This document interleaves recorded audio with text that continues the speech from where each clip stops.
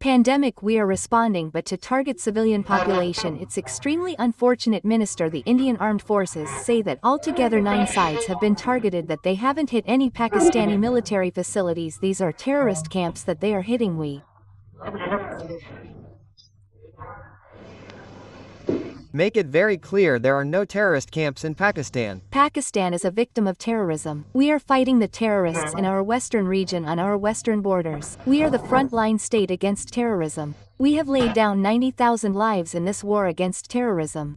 India on the other hand, when we had the Jafar Express hijacking and intense hijacking incident, India did not even condemn it, let alone express some concern about that incident. So India has been sponsoring terrorism by assuring the US, in Canada, in Australia, been kept a spy by the name of Kalbhushan Yadav, who is the commission. Can I just point out to you on my program, just a week ago, your Defense Minister Khawaja Asif admitted that Pakistan has, for decades, had a policy of funding, backing and using terrorist groups as a proxies in the country. In fact, in 2018, President Donald Trump stopped military aid to Pakistan because he accused Pakistan of playing a double game. So, when you say there are no terrorist camps in Pakistan, that is going against what General Paris Musharraf has said, what Bez Bhutto has said, what your defense minister said just a week ago. In fact, what Bilawal Bhutto said to me a few days ago. He said that terrorism and funding and backing terrorist organizations has been and was part of Pakistan's history. Post-91 Let's talk about post-91 scenario and let me be very clear post-91 Pakistan was the frontline state and we still are the frontline state in illuminating terrorism you see when we are the guarantors of world peace because we are a wall between the terrorists and the rest of the world. I would like to invite you to Pakistan to come and see the same. I have been to Pakistan sir and we know that Osama bin Laden was also discovered in Abbottabad in Pakistan. So these allegations on Pakistan including your defense minister making the admission is there and that is why what the defense minister was referring to, I think he's been misinterpreted.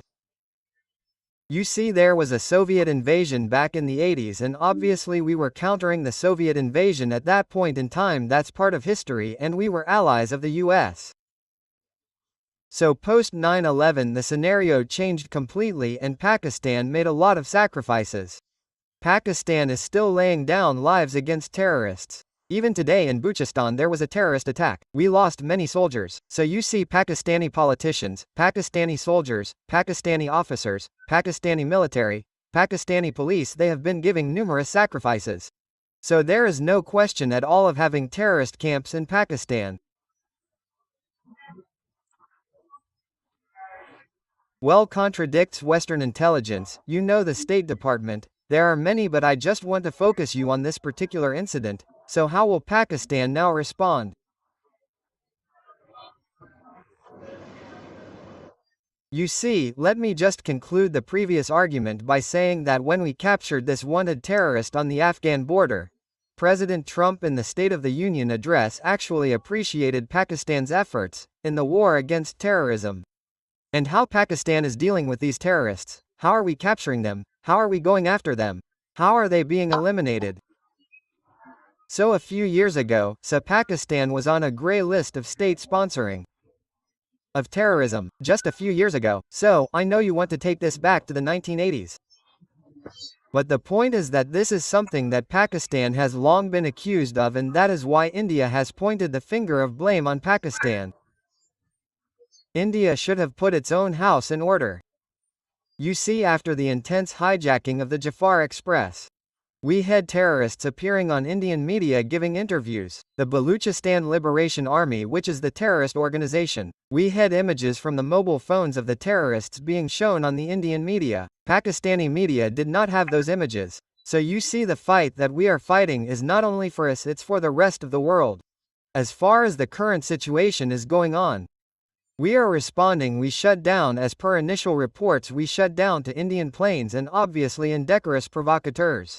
They attack civilian areas. There were no terrorist camps. I can't say anything about that. Because we were going there tomorrow and we will respond because of that. Of course, we are still in the fog of war. Give us your country's history and links with different terrorist organizations, which, as I said in the last Trump administration, they caught the military, as your country was on a great list for a number of years, including just a few years ago.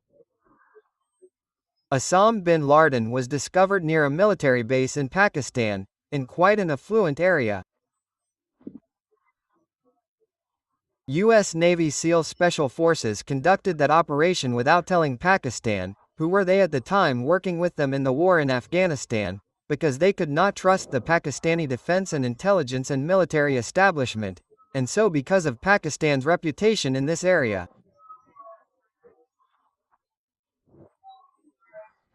That is why Indian officials have said, based on the information they have, pointed the finger blame on Pakistan, because the Resistance Front splinter organization linked to Lashkar-e-Taiba, which is linked to the ISI in Pakistan, is believed to be behind this attack. I deny the allegation completely, and J.